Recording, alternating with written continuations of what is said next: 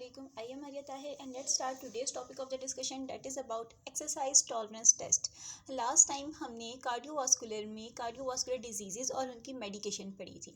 अब हमने उनकी रिहेबिलिटेशन की तरफ आना है. तो रिहेबिलिटेशन से पहले जो एक्सरसाइज हमें प्रेस्क्राइब करनी होती है उससे पहले हमने उनका एक टेस्ट करना होता है जिसको एक्सरसाइज टॉलरेंस टेस्ट या फिर ग्रेडेड एक्सरसाइज टेस्ट भी कहते हैं.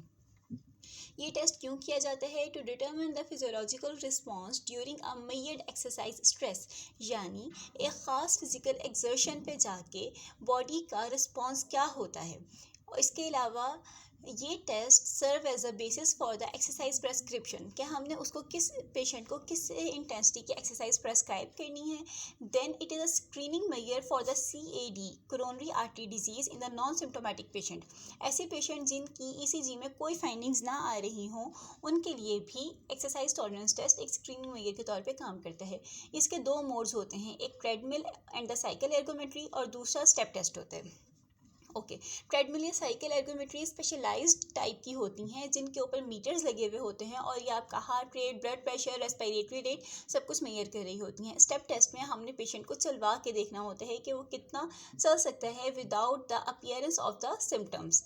उसके बाद इसकी टाइप्स कितनी होती हैं? तो ये 4 टाइप्स का टेस्ट होता है. टाइप 1 मैक्सिमल ETT, टाइप 2 सब maximal ETT, type 3 continuous ETT and type 4 discontinuous ETT.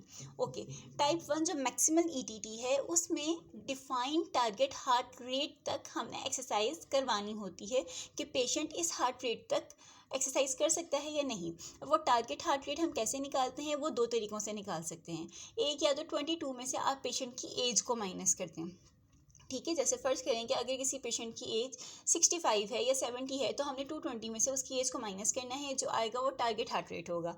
दूसरा तरीका कार्बोनन फार्मूला के ज़रिए होता है. उसमें हमने 60 to 80% of maximum heart rate plus resting heart rate. जैसे अगर एक पर्सन का मैक्सिमम हार्ट रेट 100 है और रेस्टिंग हार्ट रेट उसका 65 है तो हमने 100 का 60 to 80% लेना है. ठीक है, और उसमें ऐड कर देना है उसका resting heart rate.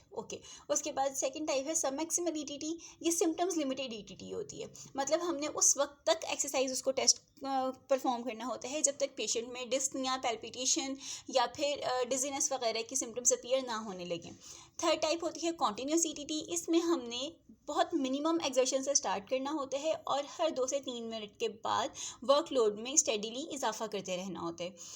4 type discontinuous ETT की होती है जिसमें हमने पेशेंट को फ्रीक्वेंट रेस्ट देने होते हैं, यानी exercise period, rest period, exercise period पे रेस्ट पीरियड. नेक्स्ट हम देखेंगे कि हम किस किस चीज़ को मोनीटर कर रहे होते हैं एक्सरसाइज टॉलरेंस टेस्ट में. क्या क्या मोनीटर हमने पेशेंट की? एक तो फिजिकल फाइंडिंग्स मतलब dyspnoea, anginal pain, leg claudication, pallor colour, sweat codes, changes in the heart rate, changes in the BP, pulse oximetry मतलब ऑक्सीजन सैचुरेशन को मेजर कर रहे होते हैं, ECG चेंजेस लगातार देख रहे होते हैं. Delayed response of exercise, most important कि एक्सरसाइज का हम ऑन स्पॉट तो देख ही रहे होते हैं कि क्या क्या रिस्पॉन्स आ रहे हैं, लेकिन डिलेड रिस्पॉन्स भी हमने देखना होता है. देन एक्टिविटी लेवल हम चेक करते रहते हैं कि किस लेवल तक patient without symptoms physical activity कर सकता है. अच्छा, अब एक्टिविटी लेवल को हम मेट्स में मेजर करते हैं. मेट्स क्या होता है? Metabolic equivalent. MET is metabolic equivalent और इसकी डेफिनेशन क्या है? Amount of the oxygen consumed at the rest. Remember, यहाँ पे बात रेस्ट की हो रही है. Amount of the oxygen consumed at rest और इसकी नॉर्मल वैल्यू 3.5 मिलीलीटर पर किलोग्राम पर मिनट होती है. ये तो इसकी डिफाइंड वैल्यू है. दूसरा MET निकालने का एक फार्मूला होता है highest VO2 at exercise divided by VO2 at rest.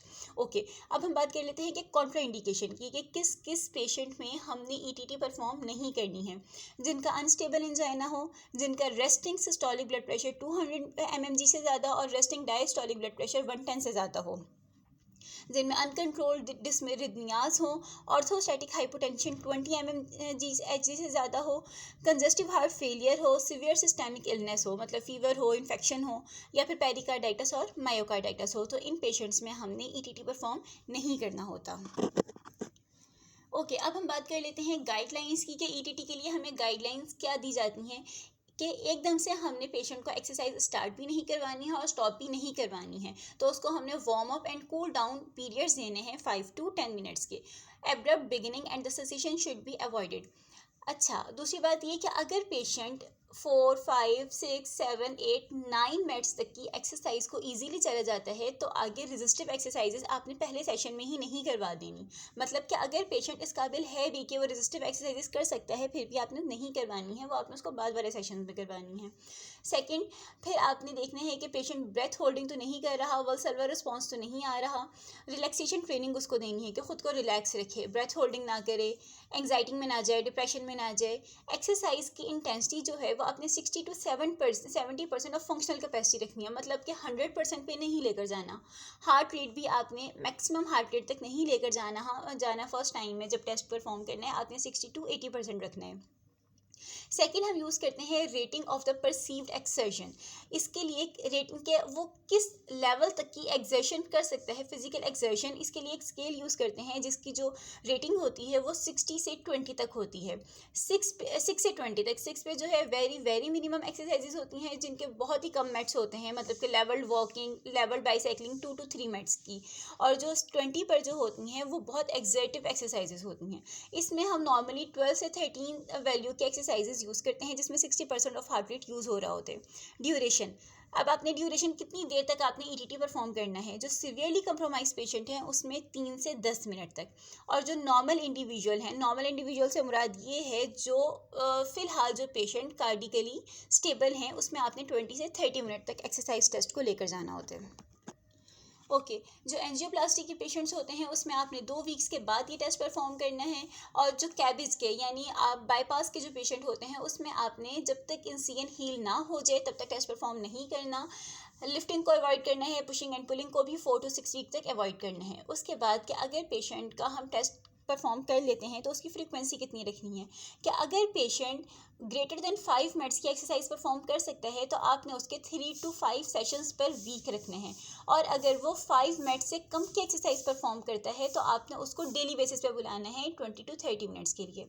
ये था हमारा आज का टॉपिक। नेक्स्ट में हम इंशाल्लाह ताला कार्डियक के रिहेबिलिटेशन के लिए एक्सरसाइजेज, उसके फेजेस और स्पेशलाइज पर्सन के लिए जो एक्सरसाइजेज हैं वो देखेंगे। Thank you so much. अल्लाह हाफिज़।